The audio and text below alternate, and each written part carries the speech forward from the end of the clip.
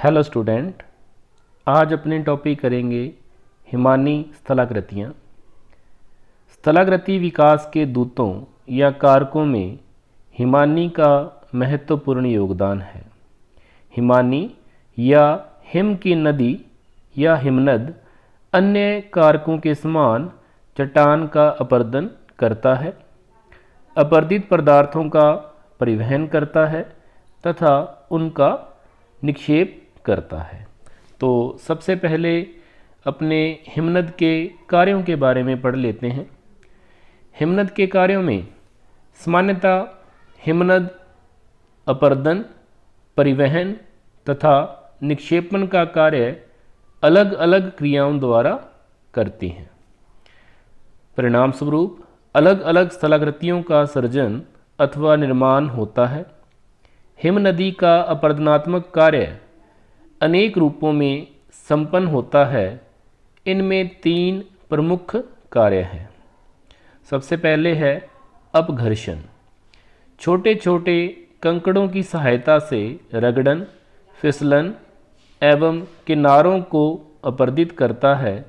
यह मार्ग में रेगमाल की तरह कार्य करता है। दूसरा है उत्पाटन। इस क्रिया में हिमनद चट्टानों के बड़े बड़े टुकड़ों को तोड़कर उन्हें अपने साथ कर लेता है। तीसरी क्रिया है तुषार क्रिया। तापमान कम और अधिक होने के फलस्वरूप पत्थरों के भीतर पानी का रिसाव होता है और वे जम जाते हैं। लगातार ऐसी क्रियाओं से पत्थर कमज़ोर होकर छोटे छोटे टुकड़ों में परिवर्तित हो जाते हैं। अब हिमनद के कार्यों के बाद सबसे पहले अपने करेंगे हिमनदी या हिमनद द्वारा जो अपरदनात्मक स्थल रूप बनते हैं उनके बारे में। तो सबसे पहला अपरदनात्मक स्थल रूप है यू आकार की घाटी। यू आकार की घाटी में क्या होता है?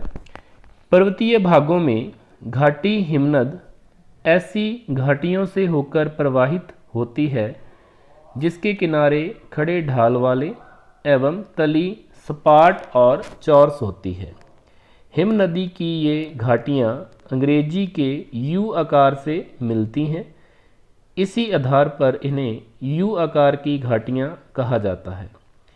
पर्वतीय उच्च भागों में हिमनद अपनी कोई नवीन घाटी का स्वयं निर्माण नहीं करती है, अपितु नदियों द्वारा निर्मित घाटियों को परावर्तित करती है।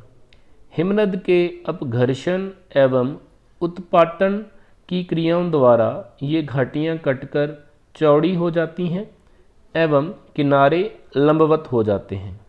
घाटी की तली सपाट एवं चौरस हो जाती है।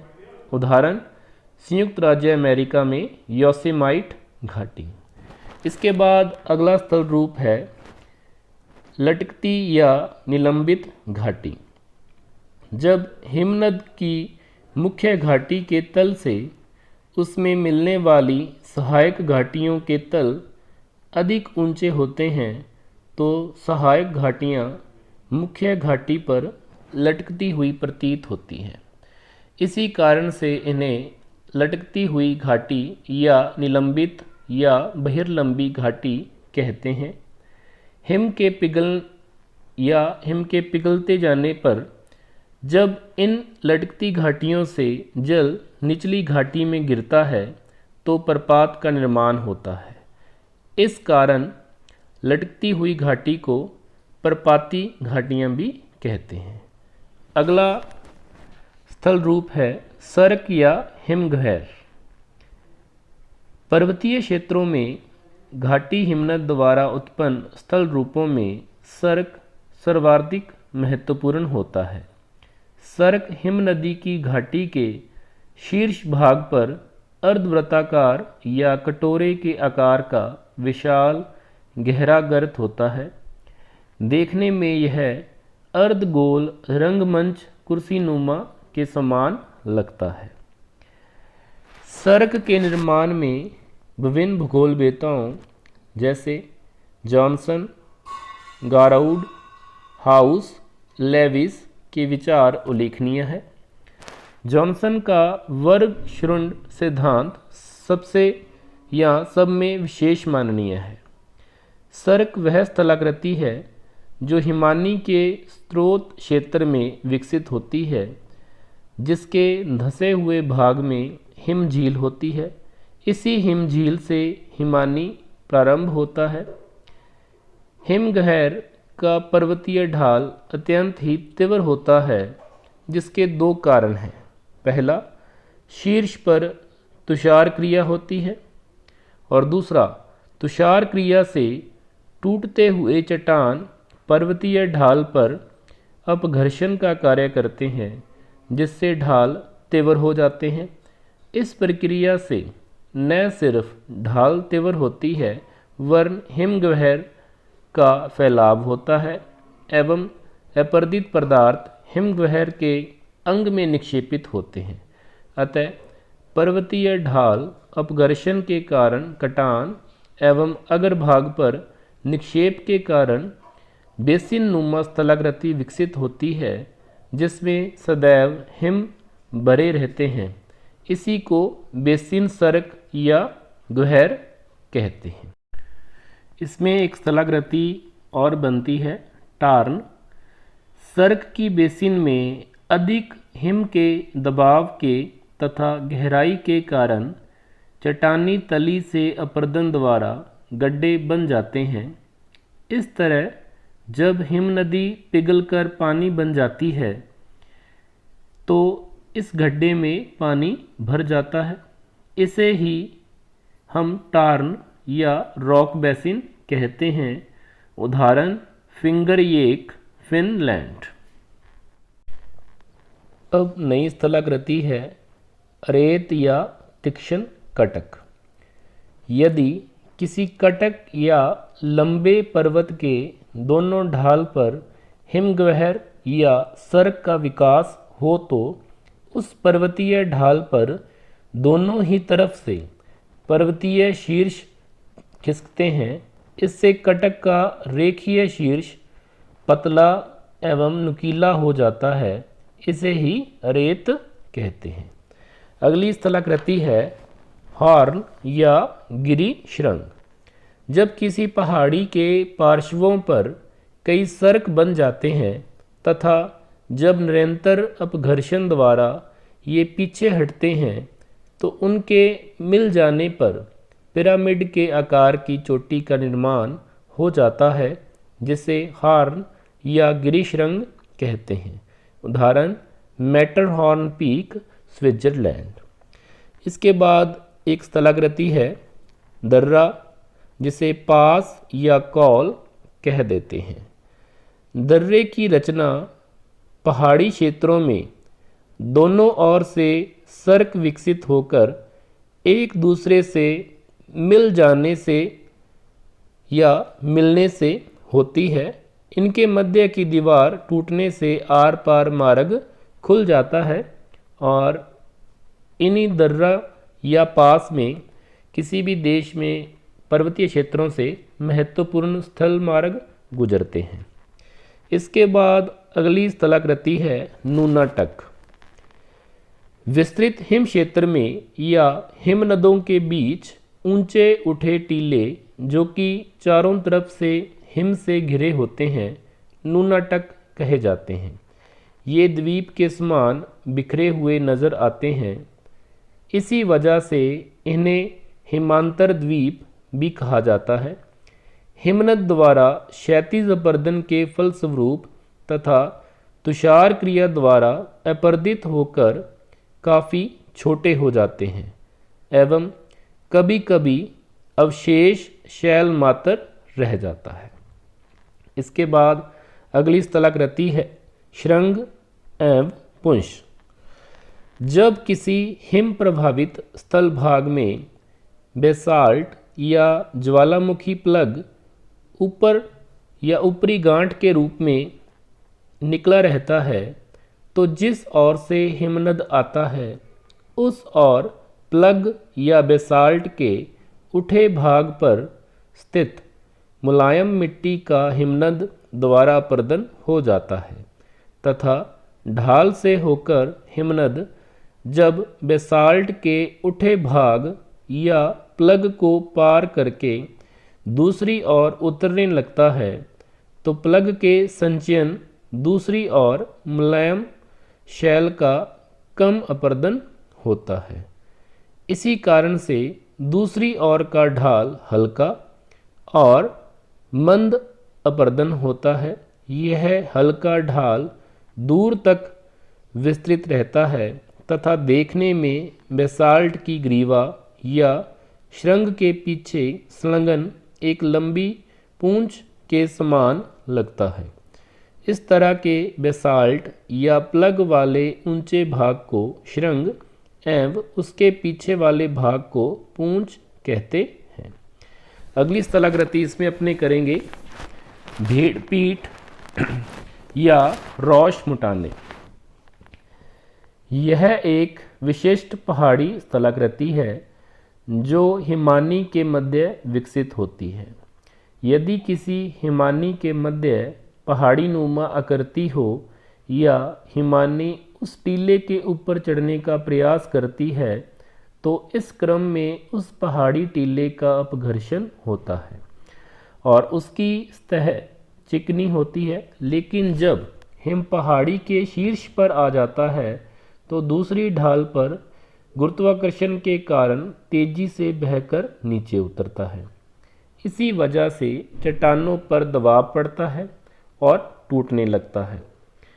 अतः हिमानी के नीचे के टीले के एक तरफ अपघर्षित ढाल होता है एवं दूसरी तरफ उबड़ खाबड़ ढाल होता है।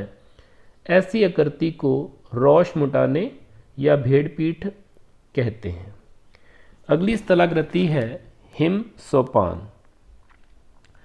वृत्ताकार रूप के कारण सोपानों को दैत्याकार सोपान कहते हैं। प्रत्येक सोपान की लंबाई कई मीटर से कई किलोमीटर तक होती है। जब हिमनद के मार्ग में भ्रंश के कारण, मुख्य रूप से सोपानाकार भ्रंश के कारण कई कागार बन जाते हैं तो इनसे होकर उतरता हुआ हिमनद सोपानों का निर्माण अपघर्षण तथा उत्पाटन क्रिया द्वारा पद या आधार पर होता है। इस कारण से लंबवत सोपान बन जाते हैं। हिम सोपानों के क्लिफ के पास सिरे गहरे होते हैं। हिम के पिघल जाने पर इन गर्तों में पानी जम जाता है तथा छोटी छोटी झीलों का निर्माण होता है जिसे पैटरनॉस्टर झील कहते हैं। अब अपने करेंगे हिमानी द्वारा निक्षेपणात्मक स्थल रूप। हिमानी अपने साथ लाए शैल चूर्ण को जमा करके विभिन्न स्थलाकृतियों को जन्म देती हैं जो निम्न है। तो सबसे पहले इसमें आएगी हिमोड। हिमनद द्वारा परिवहन किए जाने वाले शिलाखंड, कंकड़ पत्थर, मिट्टी सम्मिलित रूप से ड्रिफ्ट कहलाते हैं। अस्तरित ड्रिफ्ट को टिल कहा जाता है। टिल को बोल्डर क्ले या कुलाशम मृत्तिका कहा जाता है। जब ग्लेशियल ड्रिफ्ट कटक के रूप में निक्षेपित हो जाती है तो बनी संरचना हिमोड़ कहलाती है।